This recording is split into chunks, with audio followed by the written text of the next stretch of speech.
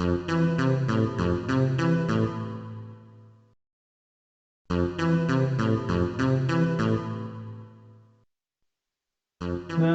our last paper is Wang Leung Ting, Kiwi Ting. Oh, brilliant. I don't have to carry on my role. Over to you, Kiwi. Thanks for giving me the opportunity to piggyback on this panel to present my research about how prior occupation of MPs affect their attention on different policy. So,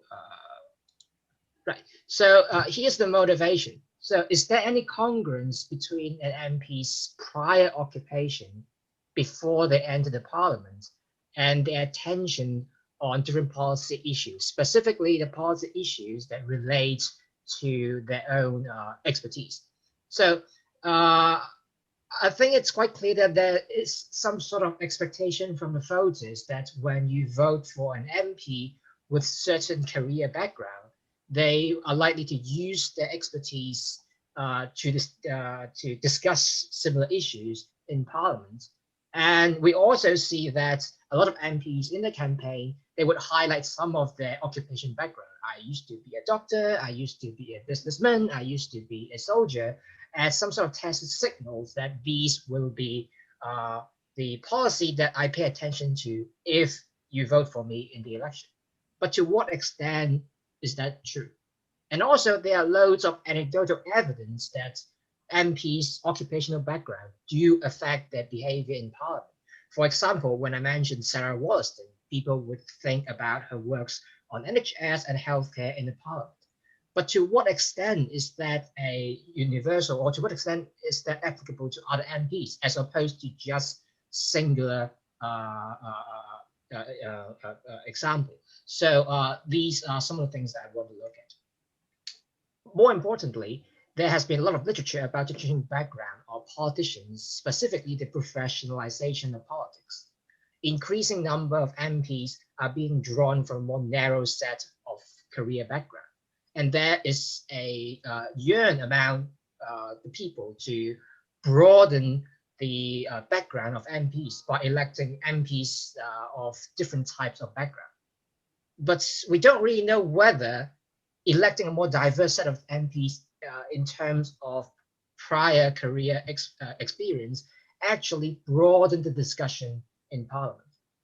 So what I want to do here is to try to figure out if we can constitute a conception of representation that is based on occupation of MPs, and trying to link this descriptive aspect of representation to the substantive representation as well. So whether MPs who have a particular occupational background do indeed focus on policy issues that relate to the occupational background once they're elected into the Parliament.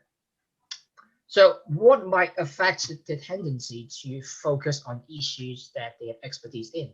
So I argue that it's mostly based on cost and benefit. MPs have a finite amount of time, they have a finite amount of resources, and they would seek to divert those resources into areas which can bring them the most benefit.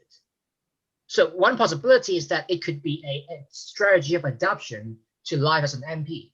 When a person recently elected as an MP, he may not know the work of Parliament, he may not know a lot about a wide range of topics. So a most straightforward way for a new MP to adapt to life in Westminster might be focusing on issues that they already have some sort of expertise or knowledge in, and after that branch out to other types of discussion in Parliament. Secondly, it could also be a way for MPs to enhance their influence and career prospect by carving out a policy niche, by positioning oneself as an expertise in particular policy area. It might bring them benefits to further their career in Westminster. And lastly, it could also be a way to facilitate a personal branding for electoral purposes, a signal to the electorates that they are focusing on a particular policy issues that their electorates might care very much about. So these are the hypotheses that I have. The first is MPs with a particular occupation experience, they are going to devote more of the efforts on related policy topic. Hypothesis 2, maybe it's about adoption. Effect of H1 would be most pronounced among newer MPs. The third hypothesis is maybe it's just about occupational niche. The effect of H1 is going to be more pronounced when there is a smaller cohort of MP with the same occupational background, because now there are less MPs competing on the same policy areas that one might want to specialize in. And lastly, maybe it's about expertise after all, that the longer or the more experience that MPs have in a particular occupation before they enter into Parliament, they would have more level of experience and knowledge about that particular area, and therefore it would make them even more tend to specialize in the policy areas that relate to the occupational experience. So in order to test all those hypotheses, I constructed the MP pre-parliamentary career database. So currently it contains all the MPs elected in the 2010 Parliament, which is an end of 650. All the data collected from DOT's Parliamentary Companion and Who's Who UK. I codified MPs' prior profession using the standard occupational classification compiled by the Office of National Statistics, which allows me to categorize MPs' occupation using the job title and also the nature of the firms and organizations that the MP have worked for. And the result is a data set that contains the amount or the number of years MPs experience have in the different occupational category as defined by the standard occupational classification. And in order to test whether MPs' prior career affected their attention to different policy area, I look at the speeches that MPs made in the 2010 to 2015 Parliament. So all the data are pulled from the They Work For You API. So there are about 300,000 individual entry in the They Work For You API. I first aggregate them at MP debate level because the way that it was recorded, if somebody raised a question in between a speech, it actually break the speech into two entries. So in order to recreate an entirety of speech, I have to put everything an MP said in one particular debate into one single document. And I further aggregate all these different speech into MP level document, and debate level document enables me to look at the overall attention of MP throughout the entire Parliament and also the topic of different debates. So then I fit a topic model using the MP debate level corpus, which allowed me to associate different words with a different probability of different topics, which I'm going to talk a little bit about. So, so what is topic model? Topic model is a unsupervised machine learning method to discover the main theme of different documents within a corpus of documents. So it allows a researcher to determine a topic of a particular document with minimal prior assumption. So instead of me constructing a dictionary discussing what is a speech about, say, for example, healthcare, topic model allows me to make minimal assumption to determine the topic of different documents. So it's a mixed membership model. So each document, according to this model, would have a varying level of probability being associated with different topic in the model. And also different terms or words within the corpus are also associated with different topic at varying probability.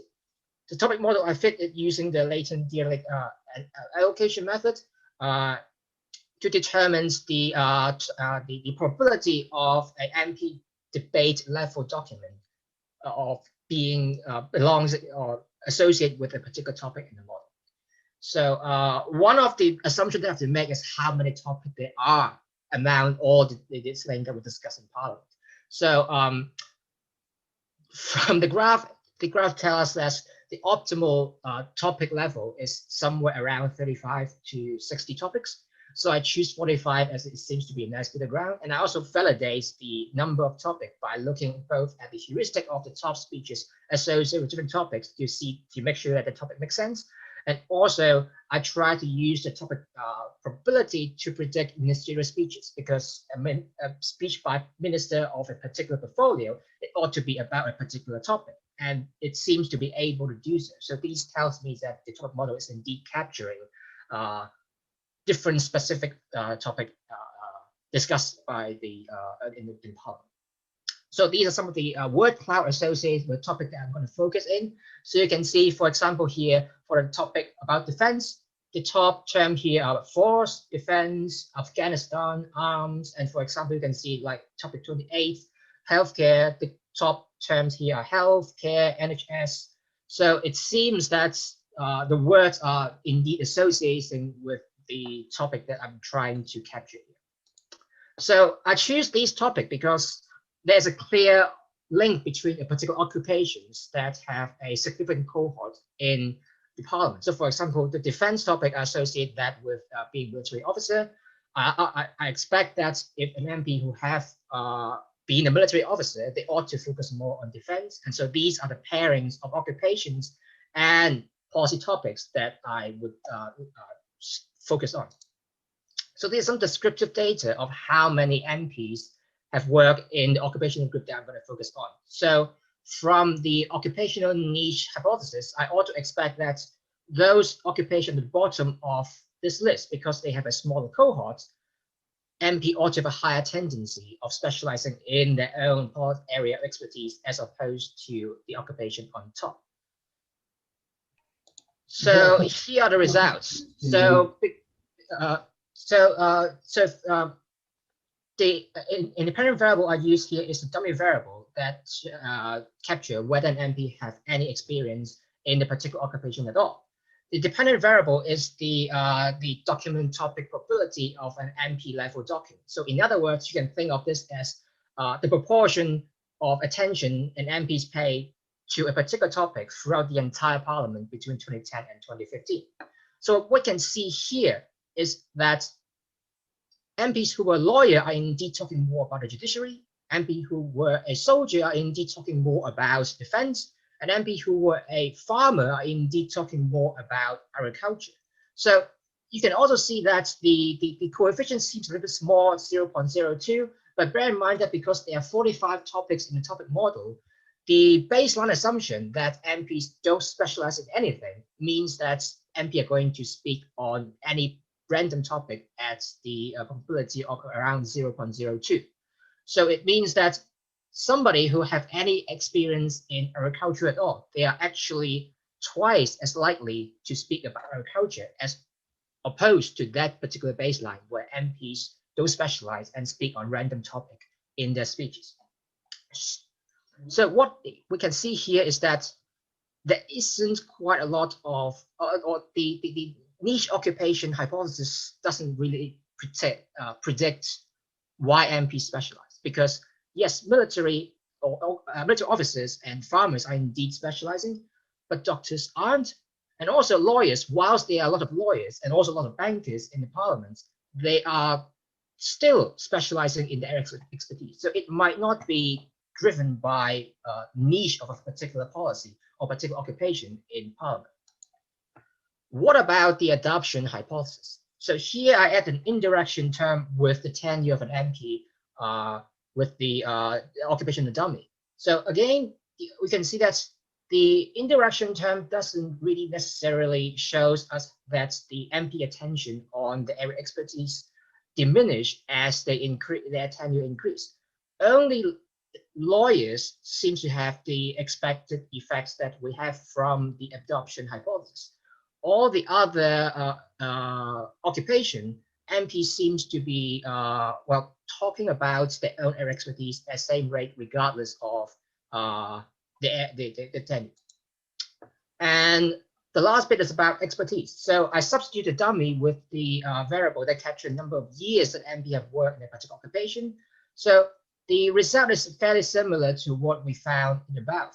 Lawyers, military officers, and farmers, they are indeed talking more about their expertise, and that seems to be associating with the amount of expertise they have. So what this tells us is that hypothesis 1 and hypothesis 2 seem to have some evidence to support them. MPs' occupation and background do contribute to heightened attention on related policy issue, at least for some of the occupation, and that tendency can be explained by the amount of expertise that they have accumulate before they enter the parliament. But the evidence for hypothesis 2 and 3 is a bit weak. Smaller cohort of MP with the same experience doesn't necessarily intensify the effect that we've observed. And also, there's no sign that this effect is confined among newer MPs. So it's not necessarily a way for MP to adapt to life in Parliament. But we can also talk about different ways that. Sorry, Kiwi, can you wrap it up? Yes. Okay. So 1 more minute. So there are different ways of MP to exert their attention. For example, MPs are might be more likely to attend a debate that is about their own expertise. Maybe they are more likely to relate their expertise in debates, regardless of what the debate is about. Or maybe they are simply making longer speeches in the area or in debate that relate to expertise. So I won't go through the data, but I will jump to the conclusion. So occupational background MP does seem to have an effect on the attendance of the policy issues that relate to the occupational background. So there are various forms of how they exert the attention, and that seems to vary across different occupations. But at the end of the day, there is indeed an effect. MPs' prior occupation do indeed have an effect on the kind of policy issue they focus on. It's not necessarily simply driven by MPs trying to adapt to life or new MP trying to adapt to life in Westminster. It's not necessarily the case that MPs are just trying to focus on policy niche that doesn't really have a lot of presence in Parliament. It seems that there's indeed some effect here. So the way forward is to try to figure out what drive MPs to specialize in their expertise. So yeah, that's all for my presentation.